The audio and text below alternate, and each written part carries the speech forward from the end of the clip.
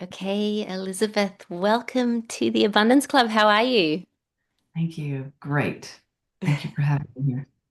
We just established that I'm in Australia and Elizabeth has been out here a few times on different trips. So I love the connection already and you knowing where I'm from and you're in Tennessee, near Tennessee, which is Two amazing. hours outside of Nashville. Yeah. Yeah, Uh-huh. yeah, great. I love this. So I'm so delighted that you're here, Elizabeth, because I was mentioning before, I love the conversations that we have on this podcast around money, around wealth, the sovereignty, and I've been really looking forward to this one and hearing your unique perspective. I mentioned I've been listening to your Spiritual Investor podcast, which is amazing. And I think, it's such an interesting conversation because like it or low that every single one of us is in a relationship with money. We're interacting with it every day.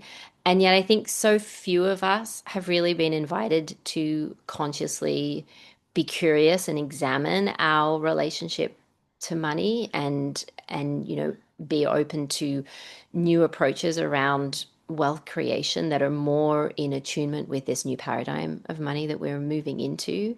And I think, I've heard money described in so many different ways by people. And one concept that I love of yours and that I've heard you speak about is money neutrality, which I'm excited to explore with you today. So, to Mhm. begin with, I'd love to ask from your own lived experience what you have learned about what money actually is. I know it's a big question. And how do you see the connection between our inner state and the way that money shows up in our lives? Mm. Well, I'm gonna say it's gonna sound probably a little cliche, but we'll unpack it a little bit. But I think everyone here already knows money is energy. It's just that for most people that is a concept, and so they're trying to figure it out with their mind. Okay, money is energy, but how does that occur for someone's life? How does someone be the self-expression of that as a function of the embodiment of money as energy? Because once it's embodied, then energy is energy. So everything resides within love, the frequency of love. So then you could say money is love. You could say all types of energy. It's all just really how we're going to harness the energy and what is our state of allowing.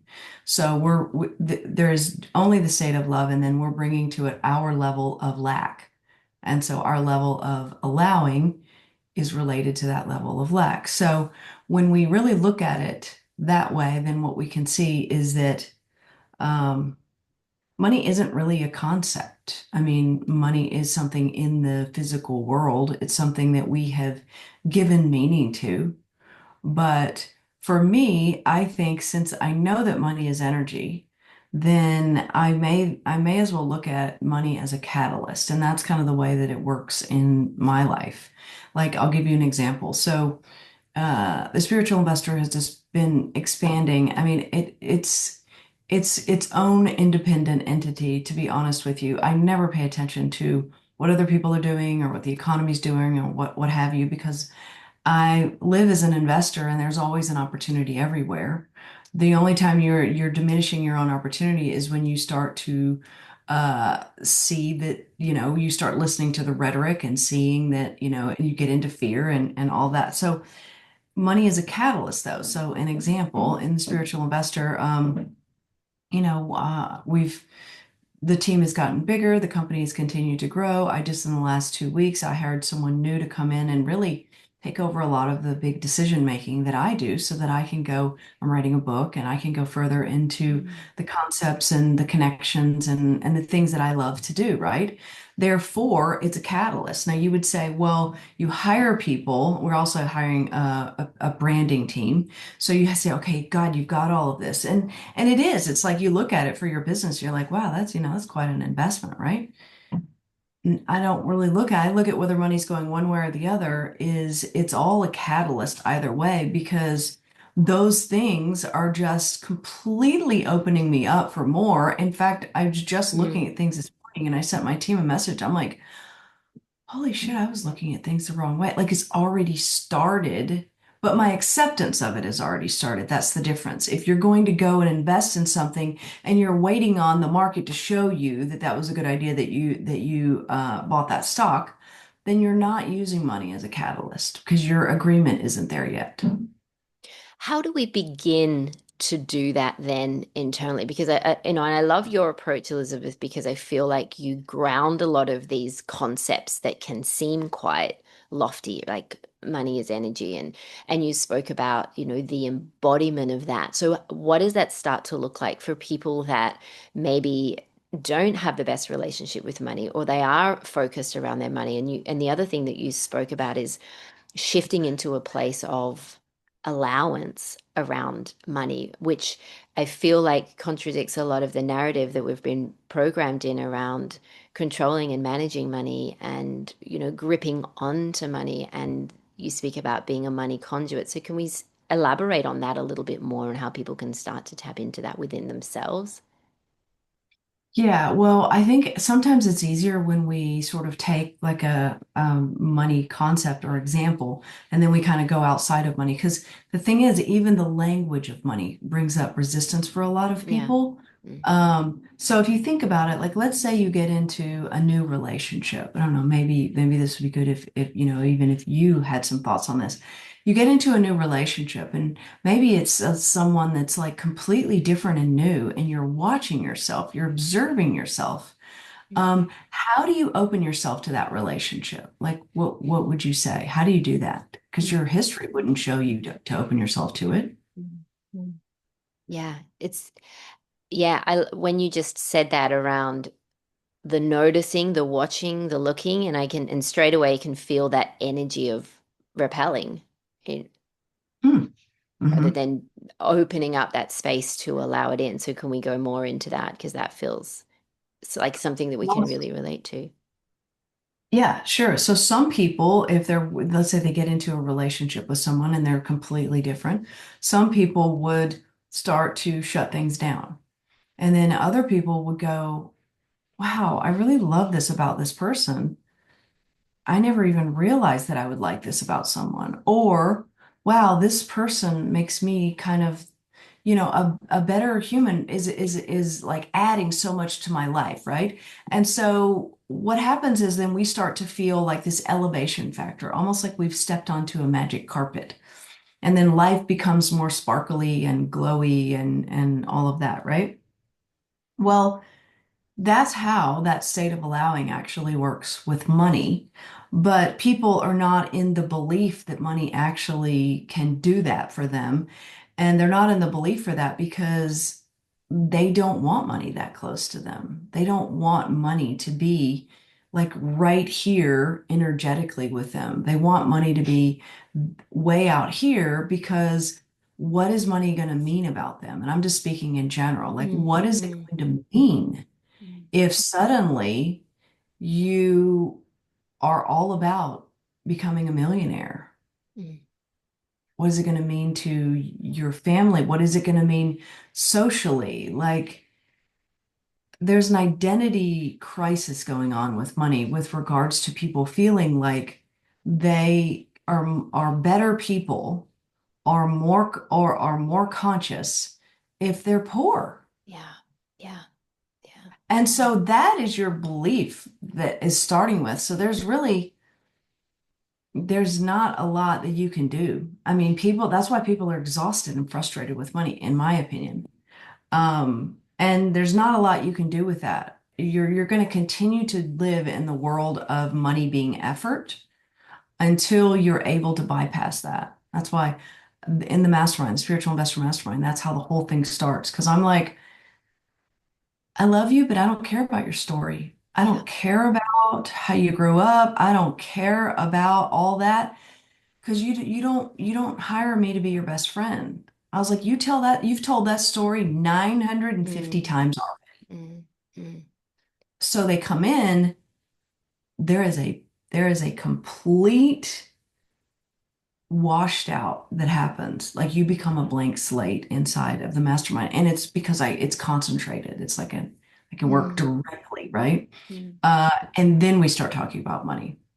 Because I don't want to talk to that person who Yeah. wants has that conditioned story anymore. Yeah.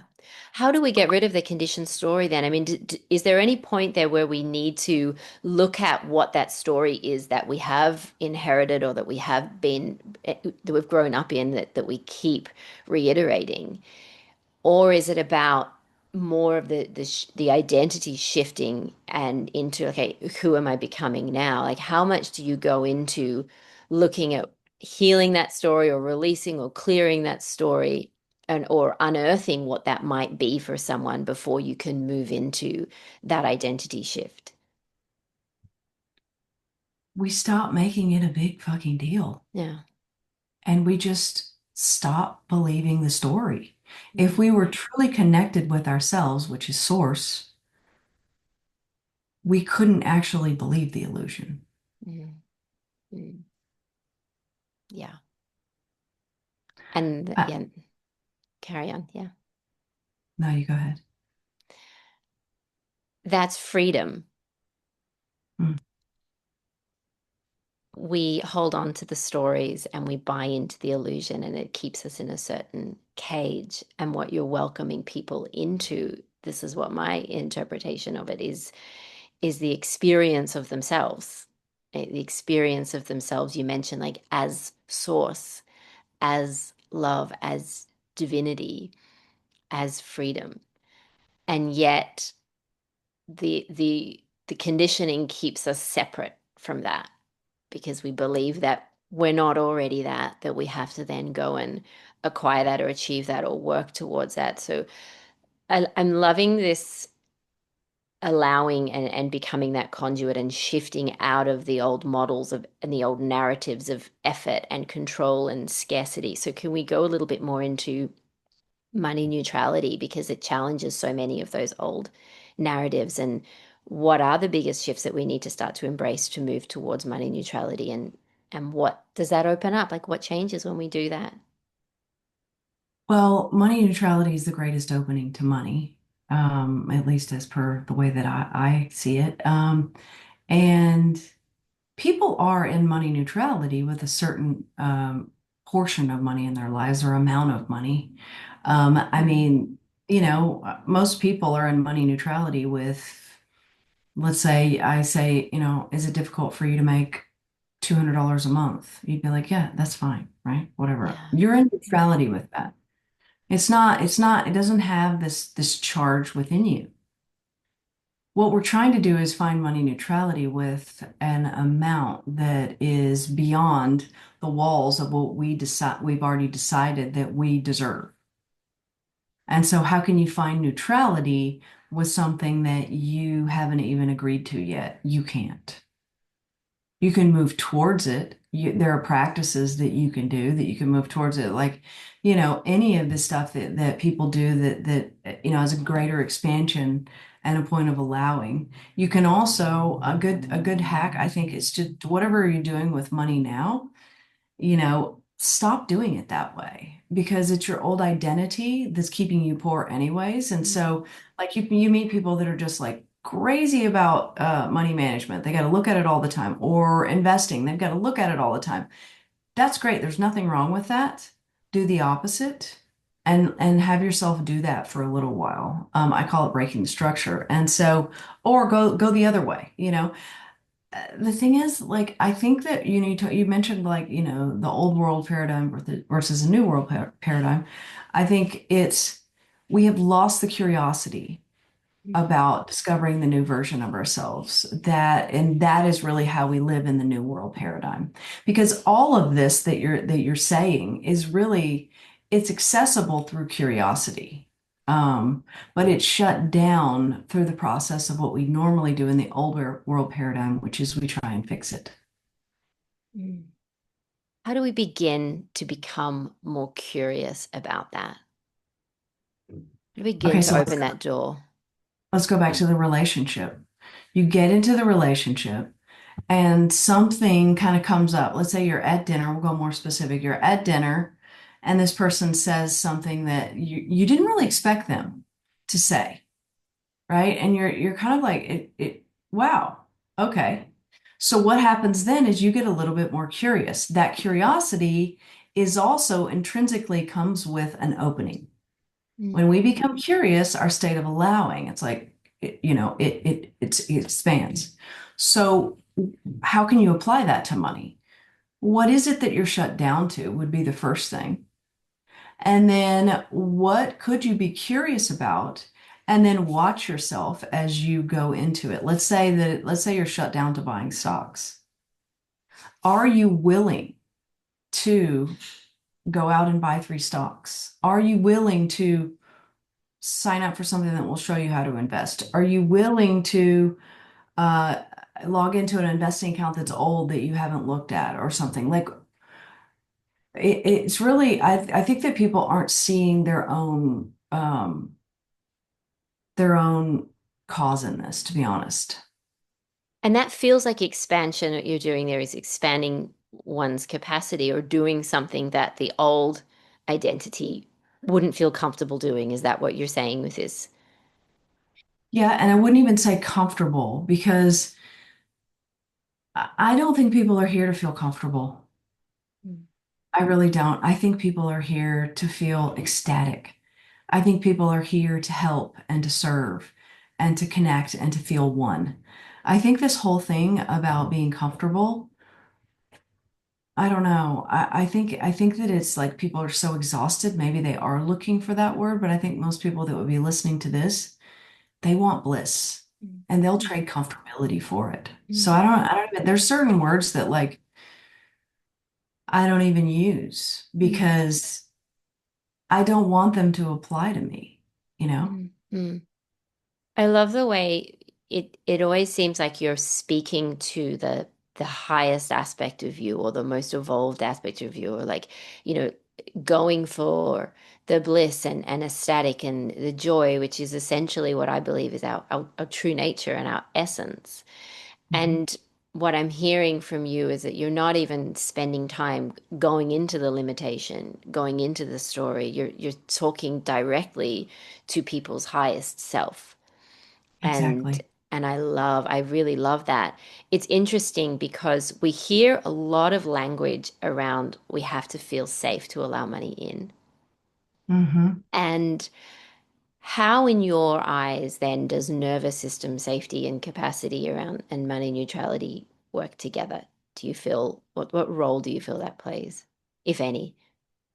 Well, I think it goes back to like we have to feel safe to allow love into. And so since it's all the same thing, we do have to feel safe in order to allow money in. I don't know that people really are willing to go down to, well, what amount or circumstance or whatever what I need in order to feel safe, and then could I have that as the goal? You know, if someone truly believes that there is a connection between money and safety, then one would be moving towards what's the minimum amount. I mean, that's what I did when I retired early. So I basically said, well, I'm not going to listen to other people as what they think I need because, inflation could go to 85% and then, a loaf of bread's $55. So there's not, you can never feel, an amount will never make you feel safe because then everything Mm, shifts. But I knew that there was a way that I could feel at ease with a certain amount that was regularly coming in for investing and that would give me a portal. And then once I could sort of get into that ease, that portal, then I was going to expand from there. And so I didn't make the amount the goal. I made, okay, so I wanted to cover my cost of living with my investments when I left, I was a financial trader and when I left that. And then I wanted to have my long-term retirement done.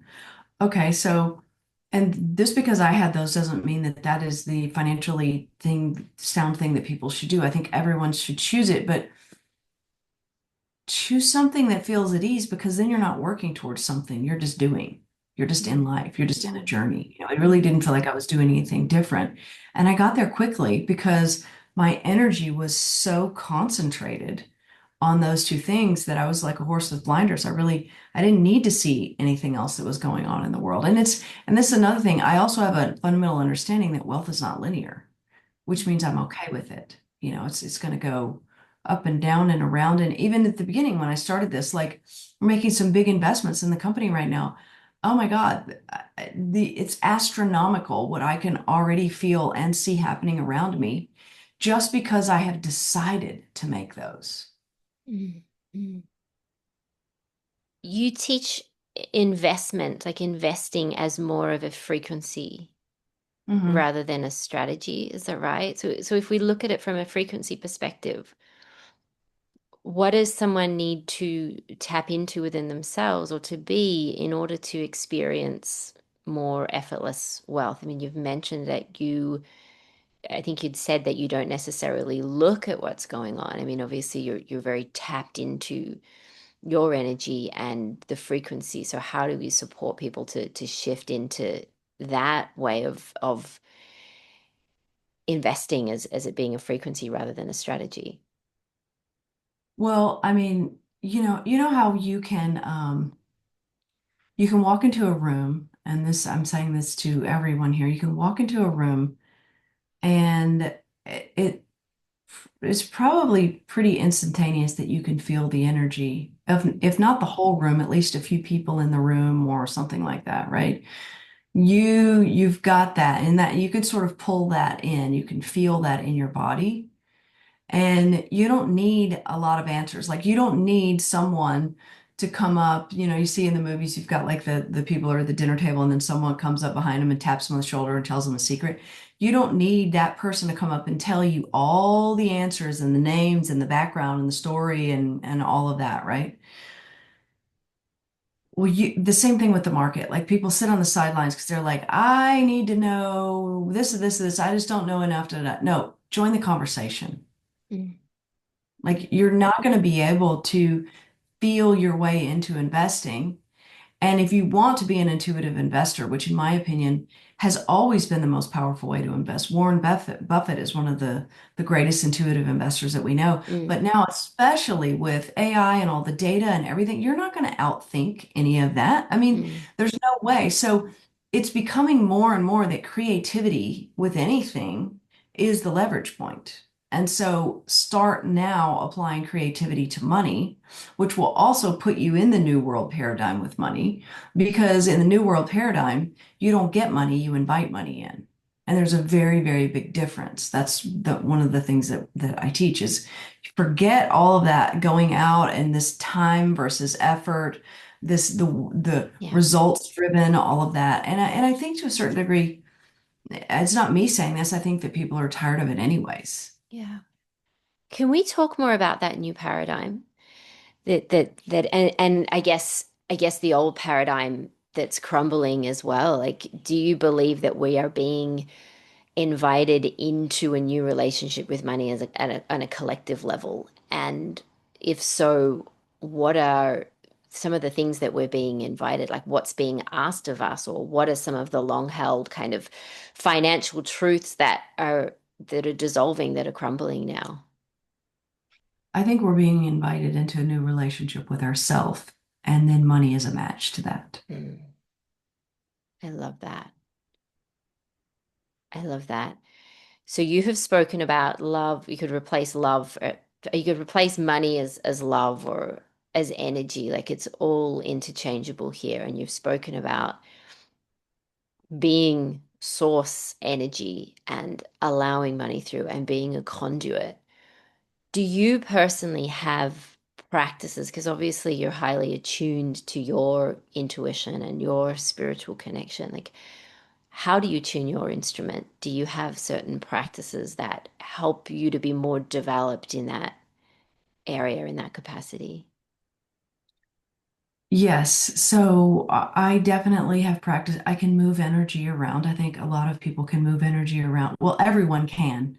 It's just, are they really, like you say, tuning themselves to it?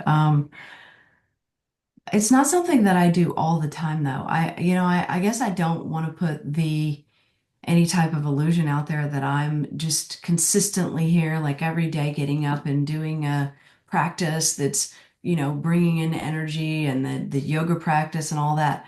Do I do that? Yeah, I do. But I'm actually quite an emotional being, which makes me who I am, which I do kind of operate a bit on the fringes. And there's had to be a lot of self-acceptance with me because I am not the one who does the 30-day money challenge type of thing. I'm the one who I follow my creativity and I have massive openings to opportunities and to money, and I call them in and I just love them. I have so much fun.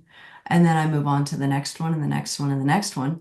Now, because I have gotten more and more attuned to that, so what's happened is there has been a collapse of time. So because I have never operated, I won't say never. I'm sure I did as a child when I had no choice. But for the most part, when I have sort of been able to design my own life, I haven't operated based on linear time, the structure of time, right? Mm, mm, So, what's happened is I switch instead of time, I operate on momentum, which would be my own energy. And so it's opportunity, opportunity, opportunity. And then sometimes that opportunity actually equals rest, doing nothing, riding my horse, traveling. Sometimes I'll go off of social and there's nothing really planned about it. I have a team who plans, thank God, or else I probably wouldn't be sitting here if I didn't have some kind of structure like that. mm, But um, what's happened is because the attunement of energy has gotten, I don't want to say higher, but it's gotten more, it feels closer. mm, So now what happens is then there are just multiple opportunities all the time. And then so there's a collapsing effect. So my life feels like, and it doesn't feel like it to me, people are really close to me. It feels very fast. They're like, wow, being around you, someone said to me the other day, January, just the month of January with you feels like over mm, a year. Um, there's a lot happening. So my capacity, but I don't ever feel exhausted or I don't mm, ever feel overwhelmed. I don't ever feel behind. But there is a level of awareness that, wow, I do have 12 things that I need to do here. But there's nothing to say about it other than that. mm, mm. You obviously have a great relationship, like a spiritual connection and relationship in that you trust. Like what role does that play in if you are taking what some might consider as risks financially? And I think that that fear holds so many people back when it comes to wealth creation and money circulation. So, how do we begin to shift from that kind of conditioned story into more of a trusting relationship with wealth as a natural expression of who we are? Because it seems to me like the way that you operate in that way is very much, I would say you have a lot of faith and trust that you're taken care of, that you're looked after, that everything works out for me. So can you talk about some of those maybe deeper beliefs that you have? hmm so I'll explain them from my how they occur for me, because that's and I'll preface this with um, trust, faith, all of that. I think if those words work for people, use them. In fact, use whatever words work for you. I'm going to give you the words that work for me, but that's just me. So I'm Mm, saying for me, trust and faith and all that, it feels like there's a loophole there. It feels like there's intrinsically like a maybe that won't work. And I don't really operate with maybe that won't work. So I was literally brought onto this earth. I was like this as a child with a high level of certainty. So my standards are extremely high where I put my energy. And if I put my energy there, I am certain. And mm, I don't need trust and I don't need faith and I don't need all of those things. And I don't need to do mantras and I don't need to do visualizations and practices. I am a walking visualization and mantra with whatever I have chosen to be certain about. Like everything I need is embodied within me when I am certain. And that drives everything in my life. yeah. Everything. Yeah. I can relate to that So much. I mean, we know even, and I feel like people will do this for small things, like when they're wanting to manifest small things, like a car space or something like that, and you have that certainty, and you see how that creates magnetism and collapses time, and yet it becomes more challenging to do it with things that feel like it's higher stakes for them. So I love that you have said that because I feel like that's certainty is like the top tier, like the top of the pyramid. If you have that there, everything else that extends down from there. Have you always had that? Always. You've always had that. Hmm. And it's never let you down because you've always had that. Like, and I love that you are the signal, you are the source, you are the certainty. Yeah, because if I'm certain about it, it might not happen the way I thought it would or want it to, but it will happen in some roundabout way. And it is part of being certain is also being responsible for the fact that it might not look the way I thought it was, but that doesn't cause me to be uncertain. Mm, mm. What Like do you you, go ahead. what do you have certainty in? Anything I put my energy on, I have certainty in. Anything. Yeah. And that tells me that you know that you're not separate from the Right. divine, from source energy. Yeah. I'm just allowing source energy to go through.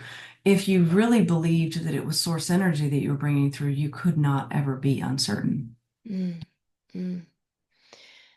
So for someone whose external reality at the moment doesn't reflect the wealth or the abundance that they want to experience, and maybe they've got a goal or a vision around, what allows them to stay anchored in certainty without, let's say, bypassing their lived experience and what might be going on? Like, how do we begin to orchestrate internally what we want to see externally if what we're seeing externally is not what we want to see? Own that you are certain about certain things in your life because your money matches the level of certainty that you have. Mm, Own that. mm, If you've got $2,000 a month coming in, then that's where your level of certainty is. And don't feel bad about it. Don't make yourself wrong about it. Don't feel like there's something that you need to do or change or fix. Just go breathe into the fact that that is the amount of source energy that you are allowing through. And who cares why? But that's just where you are right now. Until you own that, you can't actually allow more. And mm, that's the most important thing that people can do. mm, But you have to own it from an energetic standpoint because you can never own the circumstances because the circumstances are outside of you and likely involve other people and situations. And that's when the energy goes out here. You have to own the energy of it. That's what people I don't know really get. mm, mm. Because quite often we're going out trying to fix the external. Yeah, So, the moment we say, "Oh, that happened because," or "This happens because," that's why I don't care about someone's story because the moment that you go into story is the moment that you've taken the energy outside of you because there is no such thing as the past. mm, It's in here. mm, And it involves things that you feel like are out of your control or that were done to you or about you or whatever.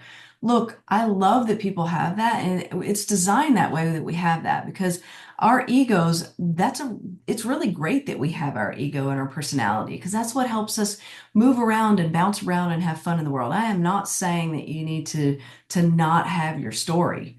I'm just saying if you are really, really wanting to call more wealth in, don't start it by talking about all that you don't have. mm, mm. So anchor back into what you know is certain. And then from Which that place, look to expand. And then how do we then expand our capacity to allow more in? you stay in money neutrality as much as possible with what you are certain about right now. Mm, mm. And when you talk about money neutrality, you're talking about like money taking the flavor of whatever you believe that it is, whatever you believe your circumstances to be. Like obviously not charging it because you're saying that money is neutral. So it's kind of like if the rain comes down on a garden, the weeds are going to grow, but also the flowers are going to grow. Like what your relationship is with money, or what you are charging money, or what you are believing it to be. Are you asking what my you did? I'm sorry. Did you But say what my around money neutrality, when you're speaking about that, taking the for form myself? of, yeah, I guess just understanding a little bit more about this neutrality of money. We can understand it conceptually, but can you give another example of what that could look like for someone in developing that within themselves? So I think what we just said, so getting in, so you are certain about where you are now. Like you own the fact that you have certainty about if you have $2,000 a month coming in, or if you have $500 in your bank account, you're certain of that. So money neutrality is a state of being that is going to come in once you're certain about something. You can't think your way into money neutrality. Mm, You can't practice your way into money neutrality. Money neutrality itself is a state of allowing, and so it's what you're not doing. mm, mm. How does that also translate into the way that we are showing up in other areas in our life? I know when we go into looking at expanding our capacity for more money or wanting to call more money, and then usually life is showing us other areas where we're perhaps not allowing, whether that's in relationships or health. I mean, do you see those connections across different areas of people's life when they're starting to want to work on their money? 100%. Yeah. If you are in a relationship right now and you are trying to get someone else to do something so you can be happy, that's a form of control, and I guarantee that you are controlling with your money.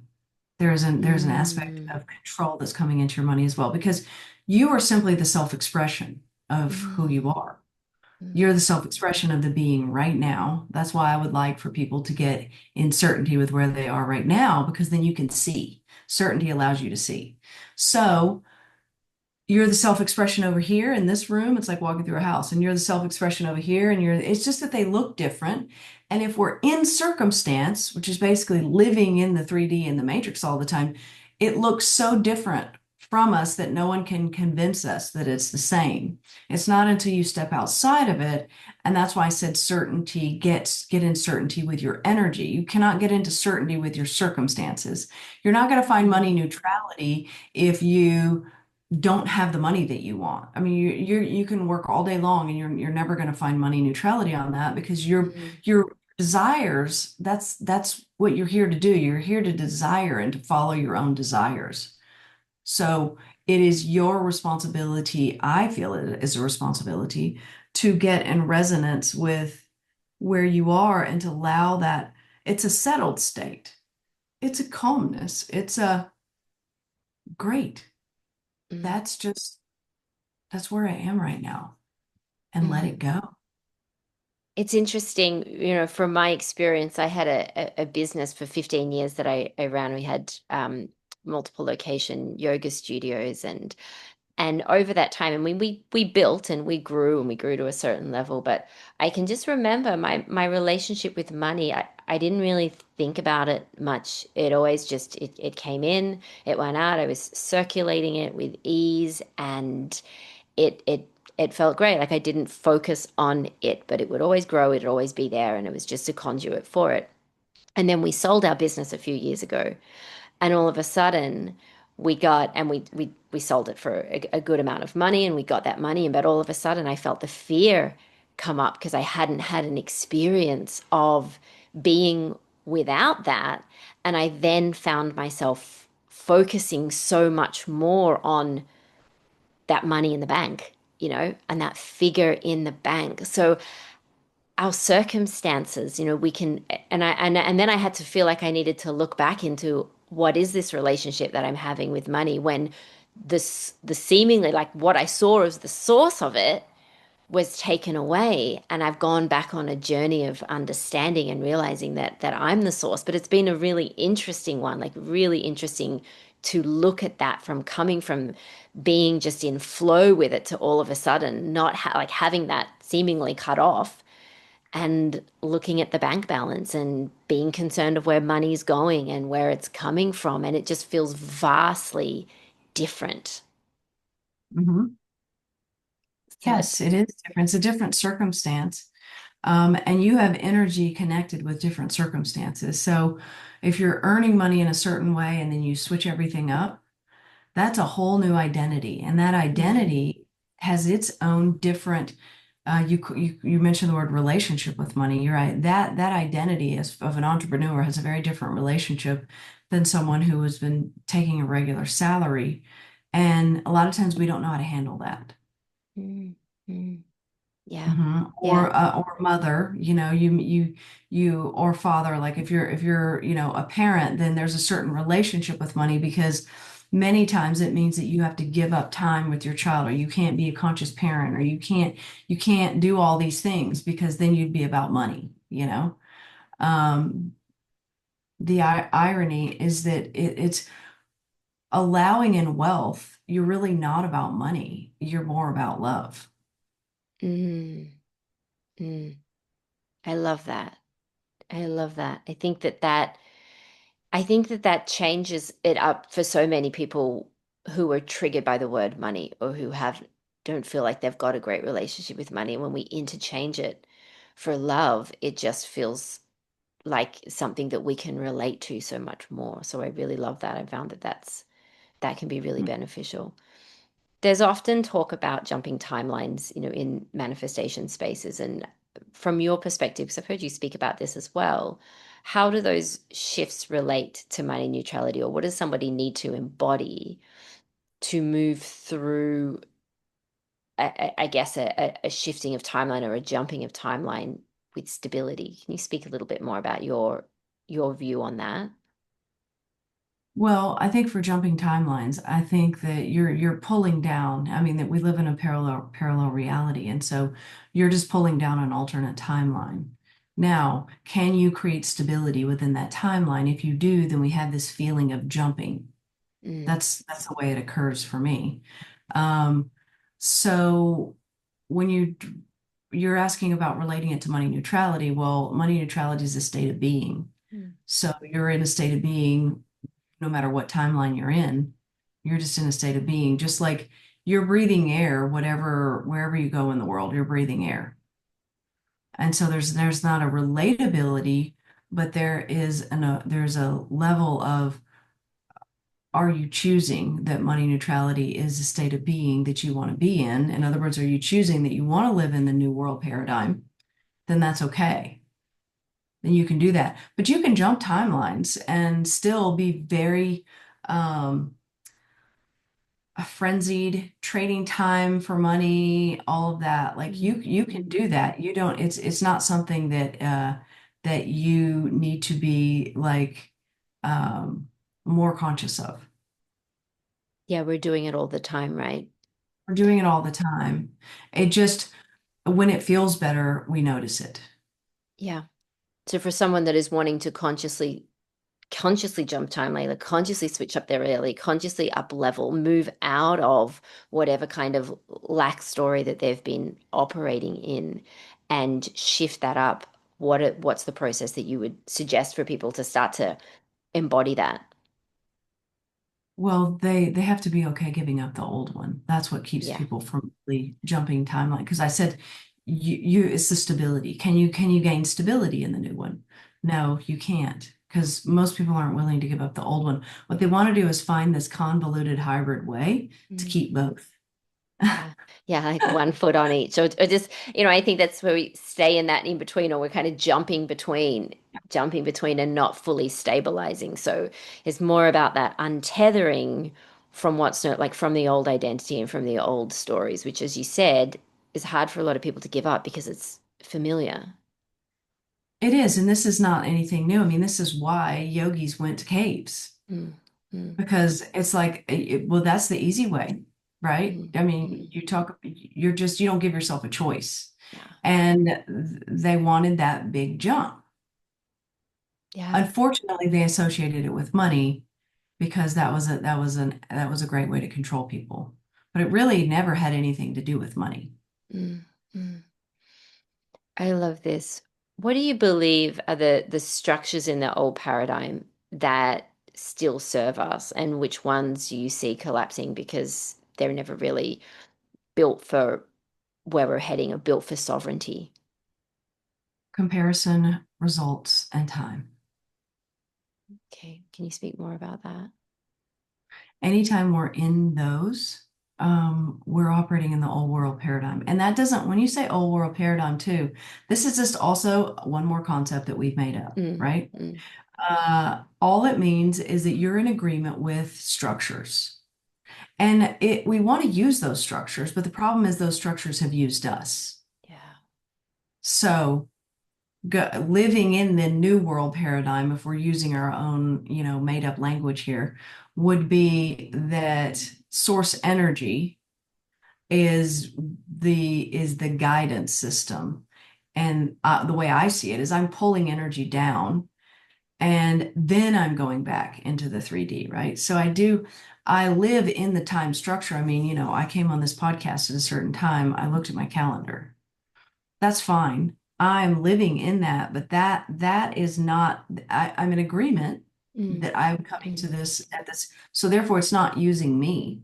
mm, And so what happens is when people go, I don't have time to do that. Like, so that word, that phrase over a decade ago was banished from my language. That will never, ever come out of my mouth. I don't have time to do something. That's one of the biggest lies ever. And that's kind of when we started this, you said, how do we do this? And I said, you just do it, right? You just say, I'm not going to say that anymore. And then you'll probably say it 50 more times. mm. But do you want to be responsible for banishing that from your language? It's going to do a lot for you. Or if you never say, that's too expensive, because you're just telling the Yeah, universe, yeah. that's not for me. So it has to start at home. Mm, mm. Yeah. It's really coming back into our own innate authentic power, isn't it? And shifting it from feeling like our power is externalized. And is that what you're meaning with the results? Like letting go of that languaging around focusing on the external results? Yeah, results show themselves to me, and they are like beautiful floaty things around me. And it's funny because someone on my team, they're like, God, you're always kind of like underestimating the numbers. And I'm like, I'm not really. I'm just kind of like I just grab what I think it's going to be, and it's always better because I'm expanding. Mm, I'm getting more mm, powerful all the time, and I understand that my energy is a direct match. Every cell of my body knows that my energy that I put out there is a direct match for money. So I don't have to worry about what money's coming to me. I don't have to worry about results. I don't have to worry about is somebody going to make a decision so that I can make money? No. mm, mm, Universally, I'm a match. mm. So it makes sense that I'm kind of like a little, the numbers show themselves to me. And I'm delightfully surprised. I also create that. So I create my own world. Yeah, That's one of the I create an invite is I'm always creating a state where I will be delightfully surprised. yeah, yeah. I And mean, just that's this morning. the reflection. Yeah. And it's fun. And it's fun. And I love it. And that's the way I create more money. Mm. I love that. Such powerful, potent reminders. And I love, Elizabeth, like you can feel it in your energy and the conviction with which you speak that you are the transmitter, like you are that energetic signal. And, life is reflecting that back to you. And even the results that we see, like even the external is the past already. Like it's kind of done. It's a reflection of the state that you were, and we're continually building that. So I love that. I can just feel the power coming through you. It's incredible. With everything that you've lived and learned, what's one truth about money that you'd most want people to take with them if you could just leave this earth with one thing that you would want people to really understand that's maybe been in the shadows, in the illusion? Hmm. There's so many. I think that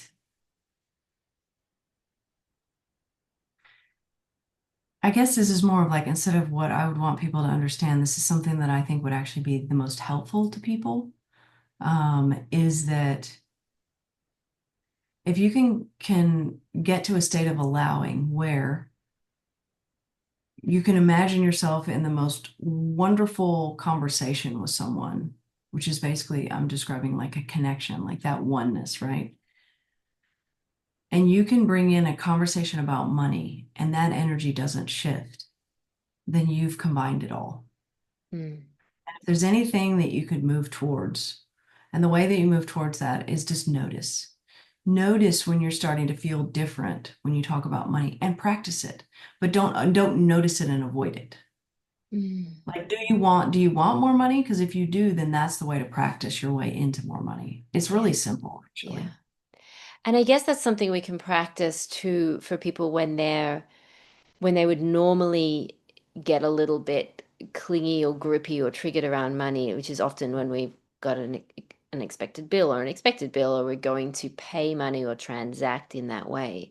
So inviting that neutrality into that space, just as we would going to, you know, buy a bag of groceries or whatever, like pick up the kids from school, or just having that same level of neutrality within that. Is that something that you would suggest? 'Cause in those kind of situations where people would naturally, like their nervous system might naturally normally go into fight or flight. Yes, absolutely. But remember, you can't think your way into money neutrality. So in that situation, Mm, could be noticing what is in the space that doesn't allow money neutrality. mm, mm. Yeah, beautiful. Is there anything that you want to share to finish off the conversation, or certainly share about what you've got coming up and what you doing people, what the way that people can connect with you and your work? Mm. Yeah, so thespiritualinvestor.com is probably the best place. We have three kind of ways to go through all this. We have like the SI Club, which is the $17. That's really easy. You can get started, you start investing stocks, and we have a lot of people from Australia there as Mm, well. And then we have advanced, which is, more of a mid-tier if you want to build a portfolio, intelligently designed portfolio, learn about intuitive investing, energy of money, a lot of the stuff that we talked about here. And then we run a mastermind. I run it every 12 weeks. And they're powerful. They're always full. We just started. We just had our first week. And I mean, I really can't even describe what goes on in there. Sometimes it surprises me, but if you want an IV drip, we do again have people from Australia in there. Actually, people are retaking it so much now that the spots fill up very fast because people like we have people they're now doing their fourth round. So there's something about whether it's me or whether it's somebody else, there's something about going vertical, I call it. mm, And I guess it's because of the certainty. Like that's, mm, there's something about energetically certain, like with certainty, getting behind something that you want, but getting behind it not just from the state of being that you're in now, because the state of being that you're in now can't actually get it, or else you'd already have it. But mm, keep laser focused on what you want. Like, don't give a lot of people are looking for permission. Give yourself your own permission mm, for what you want. If it's $50 million, then great. And then go, but that's right outside the bound. Doesn't mean it's not accessible. It's just accessible to you as it is anybody, mm, but it's outside the bound. So you get certain with where you are now. I'm good with it. There's nothing wrong. I'm in the perfect place right now. And I am going to go beyond the bounds. Just like when you put a backpack on and you go see the other countries, you're going beyond the bounds. mm, Do that with your money instead of doing the old way, which is everybody makes 15 goals in January and they don't know how they're going to get there. And they get up an hour early in the morning and da da da da. Like, don't do that. It is so slow. And I just don't, it's exhausting. I really don't want and people can do what they want to do, but I guess I really want people to see how powerful they are. yeah. It's so It's, close.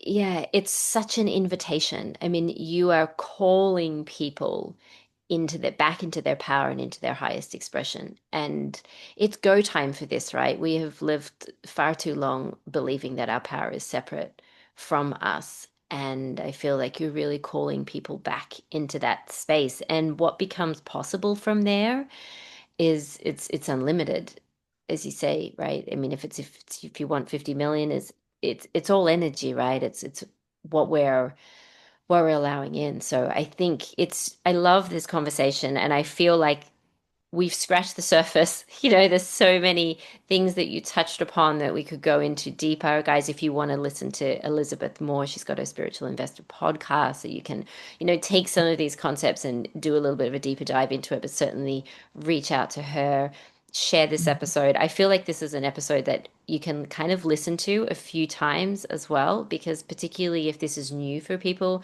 in how they're relating to money, but also just being in the frequency of your energy and your transmission is really powerful. And what that opens up in people, I think, is a real gift, because just your energy in and of itself calls people home. It's like you go, oh, that's right.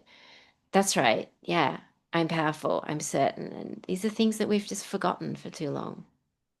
Yeah, thank you for that. Thank you for that. And you're right. It is a calling, and I have a high standard. I really my standard is more to do with the collective than it is me, but I know that I have to be a match to what I want to do in the world. So my level of certainty is what allows this to carry the energy that it needs to carry, because I'm 100% operating under my own goal, which my goal is that I would like to help shift wealth into the hands of those who are conscious, Mm, because the people who are listening to this, they're the ones out there changing the world. And if I can help them be wealthy, then my job's done. yeah. My job's done. That's my piece in the puzzle. And so my level, my high standard of certainty, it all rolls up to that. Yeah. And when you hold that yourself, you hold that for the people who are in community with you as well. I truly believe that. Yeah. It extends down from the top. So I'd imagine that your containers would be particularly potent because you Mhm. have that level of certainty. And Mhm. and I believe even just in you having that, what that creates and the opportunities that that creates for the people within it, I think is so, so powerful and is such a gift. You can really feel that. So You're right. amazing. Thank you for that. Yeah. Yes. Um, I hold the higher version. I hold only the higher version of the people who come in. I hold it until they can see it. Yeah. Yes. Yeah. And we were all brought here with a certain power, and mine happens to be that. And somebody else, I'm not more powerful than anyone. There's no such thing. I'm just closer to what I was brought here to do. And I believe that other people are on this same journey, and that's what they're waiting to see. And when you find that, then there's, as I said before, there's no way you can't be certain. Yeah. Can I just ask you how you knew to move in? Like, what was the point for you? Because you were an investor and then you've moved into this work. How did you start to feel that calling? Because I can see you doing what you're doing. Like, you're so where you're meant to be and your power and sharing this and being the transmission. And I think it's great to share this because I think there's a lot of people that might be feeling the calling for something more and not necessarily leaning into it. So what did that look like for you when you knew that you needed to leave behind what you were doing and shift into this deeper calling? Well, I went through a process, and a lot of people I think maybe are going through this, where I had certain things that I was just kind of naturally good at, but then I was like, well, how would I ever teach this, or how would I ever, so I've always been a very good intuitive investor. I don't know what it is, but I have a way of picking stocks. And I, at the time though, just did that for myself. And so what I did is I had this feeling that I just needed to do it for myself for a while until I could get that point where I could retire early. And then I knew that the next step would be shown to me.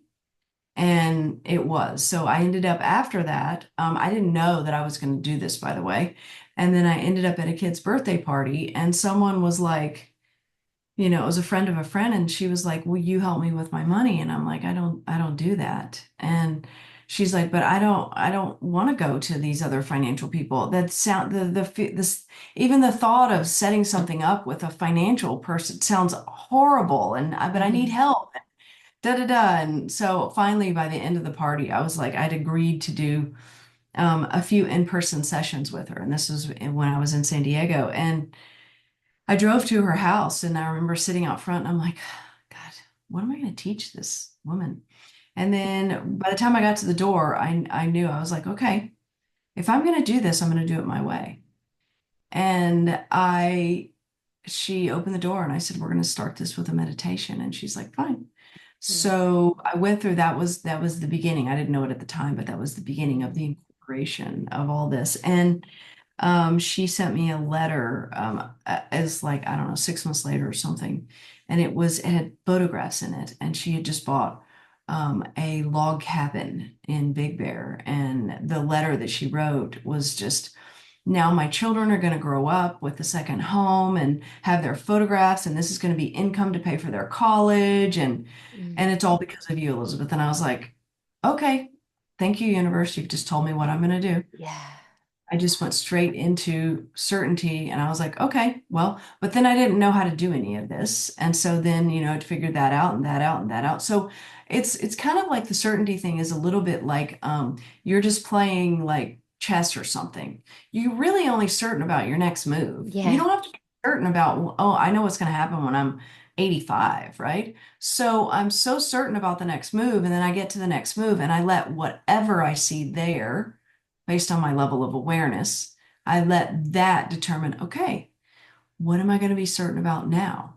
And then it's just one move over the other till now. I mean, I run a big team. And the Spiritual Investor podcast is huge now. And I'm getting ready to fly to New York in 2 weeks to be on the biggest podcast. It's incredible. I'm writing a book. It's Mm, incredible what has happened. mm. And it's not, it's the energy that's coming through. I'm going to say it's not me. Yeah. It's Yeah. just what I'm willing to sort of allow. Yeah. That's Yeah. why I don't want to say that because I want everyone to know that it's not you. It's just what you're going to allow. And so what are you choosing really? Yeah.